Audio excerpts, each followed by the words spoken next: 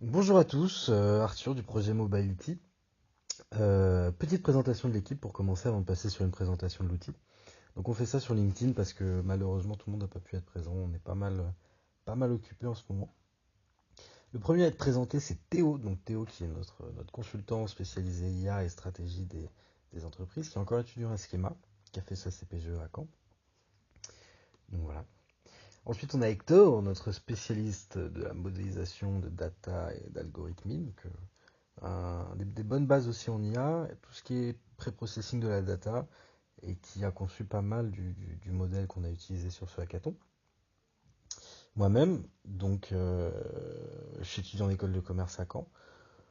Autodidacte sur tout ce qui est IA, data et développement web mobile. Donc j'ai un peu mis le lien dans le back et le front, grosso modo. Et puis notre ami Raph, qui était avec nous au lycée, et qui est parti en école d'art à Paris et qui a passé beaucoup de son temps à conceptualiser l'UX de l'application, notamment pour en faire quelque chose de sympa. Donc après la présentation de l'équipe, on va passer sur la présentation de l'outil. On va juste se faire un petit topo sur pourquoi on a voulu faire ça. Dans l'équipe, on est plusieurs à avoir eu des expériences personnelles vécues plutôt compliquées avec l'innovation dans l'entreprise, dans le sens où beaucoup d'entreprises ne sont pas prêtes euh, à innover en interne, à changer leur processus, pour une raison simple, c'est qu'elles ont du mal à gérer de manière efficace et de manière éthique l'humain dans cette transformation. Il y a beaucoup d'entreprises qui ont une mauvaise vision du type on veut aller là dans nos processus, si t'es pas capable de travailler une fois qu'on est là, et ben alors on change, c'est-à-dire qu'on te vire et puis on prend quelqu'un d'autre qui saura le faire. Pour nous, ça c'est une vision qui est pas bonne, tout simplement parce qu'une fois sur deux, l'entreprise n'a pas la vision sur toute la data qu'elle a en termes de ressources humaines, et les gens qui gèrent cette transformation-là n'ont pas les outils pour gérer l'humain. L'idée, elle est simple, c'est de remettre l'humain au cœur des processus d'innovation en entreprise.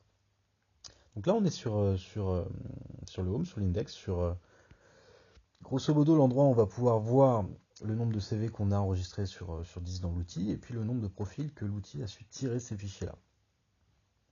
La première chose qu'on fait quand on vient sur un outil comme ça, c'est qu'on va commencer par lui envoyer de la donnée. Donc pour lui envoyer de la donnée, on va sur l'interface de parsing qui est très simple, c'est du drag and drop. On a juste à sélectionner des fichiers, à les déposer ici, et nous on les traite derrière. Ce qui est intéressant dans le traitement qu'on en fait, on utilise des techniques qui sont très proches du NLP, on va éclater la donnée, donc tokenisation, etc. Avant de la ranger de manière intelligente dans une architecture, nous on utilise du NoSQL sur MongoDB, ce qui nous permet d'être très souple. Donc une fois qu'on a éclaté la data des fichiers, qu'on l'a récupéré et qu'on l'a traité, on va pouvoir commencer à faire des requêtes. Les requêtes, elles sont très simples et c'est là que Théo et Raph ont beaucoup travaillé. C'était qu'on ne voulait pas que les gens aient besoin d'une demi-journée de formation pour utiliser. On nomme sa requête, on écrit en langage naturel ce qu'on souhaite, on lance et on a un résultat qui est plus que cohérent sur toute sa data. Il y a trois modes de requête, un simple comme ça, on nomme et on rédige, un avec obligation sur lequel on va passer tout à l'heure et un lookalike où on va passer aussi. Le lookalike qui permet de déposer un fichier et de directement voir si on a des fichiers qui s'en rapprochent et si oui, lesquels s'en rapprochent le plus.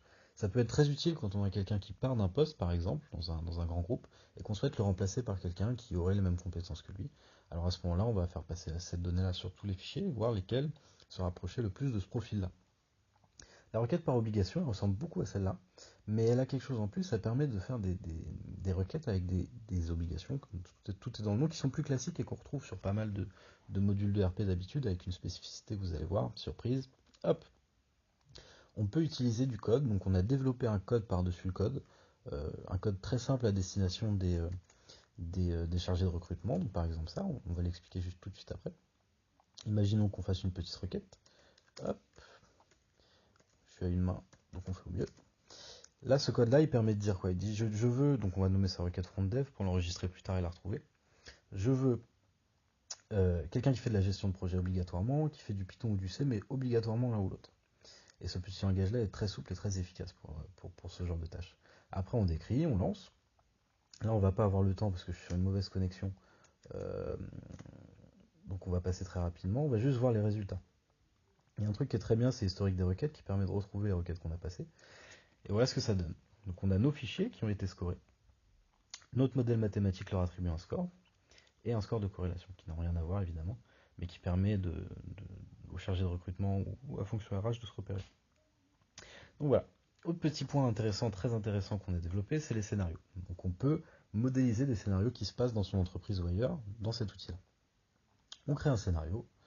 Euh, une fois qu'on a créé un scénario, on va créer des clusters. Chaque cluster représente un service de son entreprise, par exemple service compta, service ce que vous voulez. J'initialise mon cluster en lui donnant à manger des fichiers. Ces fichiers-là vont créer son référentiel. Et ensuite, j'ajoute des profils au scénario.